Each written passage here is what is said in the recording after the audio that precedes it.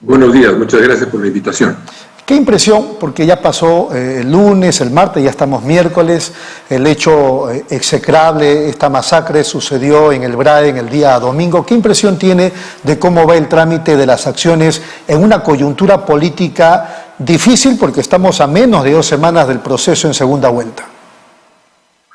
Bueno, lo primero que habría que recordar para quienes especulan sobre los usos electorales, los hechos terribles ocurridos en el BRAE, un acto típica y claramente de terrorismo, es que Sendero Luminoso se estrenó un 18 de mayo de 1980 quemando unas ánforas en Chuqui, Ayacucho. De modo que el interés de estos grupos de hacerse presentes en los procesos electorales, en el caso de Sendero justificado por el hecho de que contraponía claramente sus acciones de terror a la posibilidad de que la democracia se consolidara en el Perú como una forma de trámite de los conflictos y de nuestras diferencias, es claro. De modo que ese tema, creo que si tenemos un poquito de memoria histórica, no nos debería llamar la atención. Claro, pero ahora, a diferencia de esa oportunidad que usted cuenta, ellos piden que no voten por Keiko, ¿no? Entonces, o sea, aparentemente ellos están de acuerdo con el proceso, pero no votar por Keiko. Bueno, pero cualquiera que sea la intervención que tengan, lo que es claro es la voluntad de intervenir, como lo hicieron entonces, contra el proceso electoral, porque junto con la consigna que usted menciona, también está la otra que dice que hay que boicotear las elecciones burguesas. Un mensaje claramente ambiguo. Esa ambigüedad no existía en el Sendero Luminoso original. Tenía muchas razones para ser criticado y para ser sancionado como lo fue en su momento, luego de una muy cruenta experiencia para la sociedad peruana, pero no tenía esa debilidad en su razonamiento lógico y perverso, perversamente lógico. De modo que hayan dicho eso simplemente nos muestra su voluntad de interferir de alguna manera en el proceso electoral. Y creo que lo que nos debe importar aquí es la paz en la zona y la sanción de los culpables, porque lo más importante de todo esto, y tendemos a olvidarlo en medio del tráfago político, son las víctimas. Correcto. Quienes han sufrido y sus familias. Digamos que es Sendero Luminoso de la mano con el narcotráfico, ¿o es solamente Sendero desde su análisis? Mire, la zona en la que se ha producido los hechos, yo la conozco relativamente. Yo inauguré un puente en Canaire, que queda muy cerca de ahí, zona caliente, como le llaman allá en el BRAE. ¿Zona caliente por qué, doctor? Porque es una zona de dominio de la banda de los Quispe Palomino, que se llama a sí misma Militarizado Partido Comunista del Perú. Por tanto, toda esa zona es una zona de su influencia militar. Ellos se repliegan a las montañas y desde ahí hacen excursiones permanentemente controlando. Como se sabe, ese grupo del Militarizado Partido Comunista del Perú se autonomizó de Abimael Guzmán en su momento, tomando distancia del acuerdo de paz que firmó Abimael Guzmán con Vladimiro Montesinos y el gobierno de Fujimori. Y desde entonces han tenido un accionar autónomo, cada vez más asociado al narcotráfico. Al punto que yo diría que hoy día es difícil distinguir entre una estrategia política y una estrategia ligada a las acciones del narcotráfico. Si usted sigue el mapa de las acciones de este grupo en la zona, verá que la mayoría de acciones, cuando le digo la mayoría, estamos hablando de un 90 y tantos % de acciones, están ligadas a la necesidad de proteger las rutas del narcotráfico. Distraen a la autoridad por un lado cuando se producen los desplazamientos de mochileros que llevan y trasiegan la droga, de modo que esto está claramente establecido, lo conocemos hace un tiempo, y es zona en la cual se mueven ellos. El Comando Conjunto ha hecho primero una aseveración, usted mencionó en la entrevista anterior, luego ha hecho una segunda aseveración con más precisiones, y entiendo que están en curso las investigaciones y la declaración de los testigos de los hechos. Pero me parece claramente que es un hecho terrorista que puede ser asignado a la banda de los Quispe Palomino, Militarizado Partido Claro, del Perú. un hecho terrorista falta ver si es un hecho terrorista a partir de una pretensión ideológica que se quiere imponer en el país o a partir de alguna sociedad con el narcotráfico. Porque yo me acuerdo... Lo que le estoy diciendo es que eso ya en este momento para el grupo de los Quispe Palomino es muy difícil.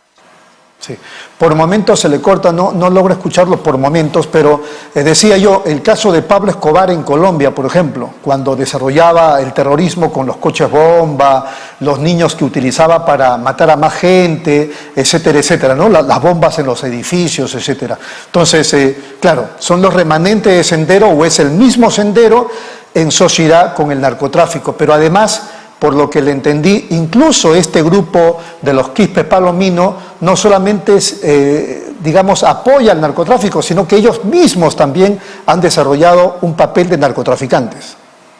Por eso mismo es que le digo que es difícil distinguir entre una estrategia política cada vez más degradada. Yo he tenido la oportunidad de tener en mis manos y leer documentos de esa organización, y la verdad es que su razonamiento político es cada vez más elemental, y al mismo tiempo la justificación de su asociación con el narcotráfico es cada vez menos velada. De modo que ya es muy difícil distinguir. Sin duda hay un proyecto político degradado, pero la actividad principal, la que copa el grueso de su razonamiento, es la protección, la alianza, la asociación y la propia actividad de narcotráfico, que es en realidad el verdadero problema en la zona. Muy bien. Ahora, ¿usted cree que este hecho... más que este hecho, sino esta organización o estas organizaciones alcanzan a algunos de los candidatos presidenciales?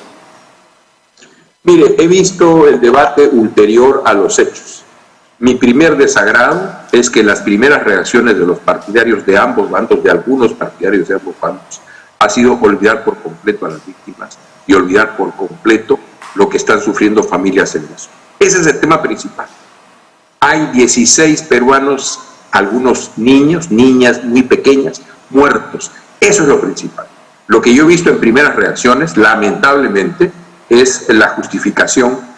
Quienes están con uno dicen fue la otra, quienes están con la otra dicen fueron aquellos, pero en realidad han hecho aseveraciones sin tener ningún elemento de la realidad, de datos, de pruebas, de elementos que les permitan afirmar una cosa u otra. Solamente la especulación política, y creo que en circunstancias como esta, políticos responsables tienen que atenerse sobre todo a los hechos y hechos ciertos obtenidos por la autoridad de una manera regular en procesos de vida.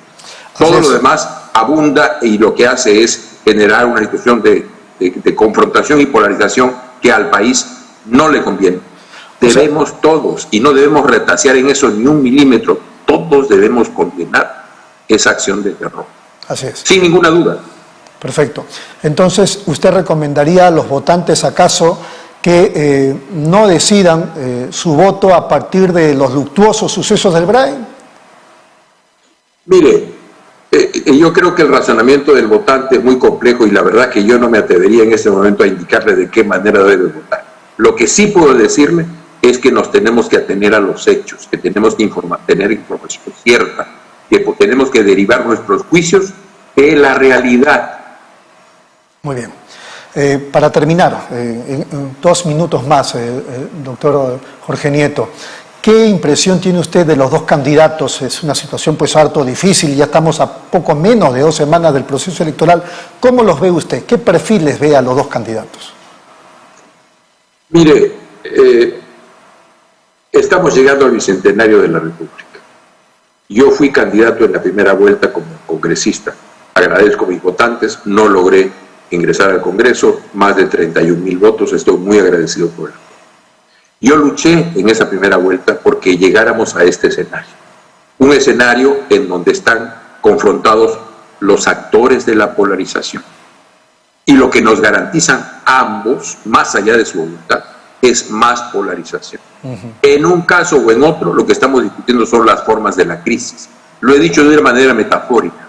En un caso puede ser Colombia, un gobierno de derecha que aplica políticas que no están tomando en cuenta el hecho de que hay un pacto social roto y una sociedad movilizada capaz de desarrollar su enojo y su crispación en formas incluso de violencia muy grandes. Que usted lo ha señalado ya hace años atrás, me acuerdo.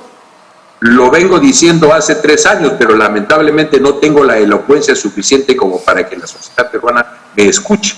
Hace más de 3 años vengo diciendo, a partir de mi salida a las regiones, al contacto con la gente, hablar con los líderes, con las mujeres, con los jóvenes, he visto en la cabeza nuestra, la de todos los peruanos, dos avenidas muy cimentadas, una para una explicación muy conservadora en clave religiosa y muy autoritaria hacia la derecha, y una explicación en clave étnico-cultural estatista hacia la izquierda.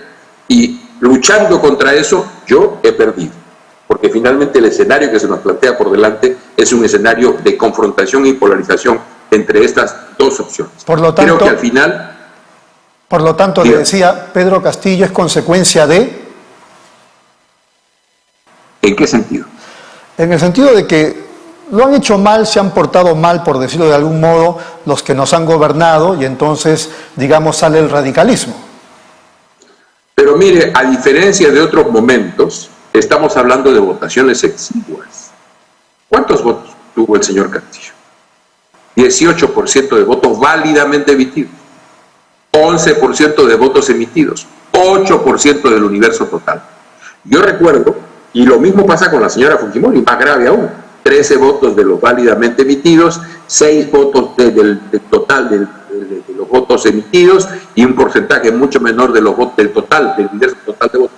Estamos hablando de dos minorías exiguas que juntas no llegan al 30% de la votación y finalmente han pasado a la segunda vuelta.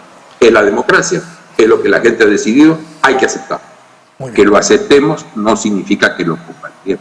Creo que el Perú tiene más calidades de liderazgo para enfrentar una situación difícil como la que vamos a enfrentar, no solamente para culminar el trabajo de dominar la pandemia, sino sobre todo para abrirnos a un escenario mundial cambiado, con una cuarta revolución industrial en curso, con una robotización de la economía, con un incremento de la economía del conocimiento, un despliegue cada vez mayor que va a destruir cientos de millones de empleos en el mundo y que al mismo tiempo va a abrir posibilidades de una nueva empleabilidad para los jóvenes, siempre y cuando estén preparados y les demos la educación de calidad que necesitan para insertarse en esa economía del conocimiento. Este tema, por ejemplo, mi querido amigo, no aparece para nada en el debate electoral. Sí. Incluso la mejor de las intervenciones entre los técnicos planteó una serie de políticas redistributivas, una serie de políticas fiscales para poder darle bonos a la gente y apoyo de distintos tipos, lo cual está muy bien, pero el tema de cómo el Perú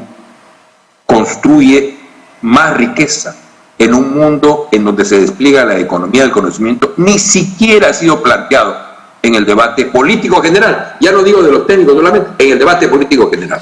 Muy bien. Así vamos con claridad a una nueva crisis política y lo que estamos eligiendo es cuál es la forma de esa crisis política. ¿Colombia o El Salvador?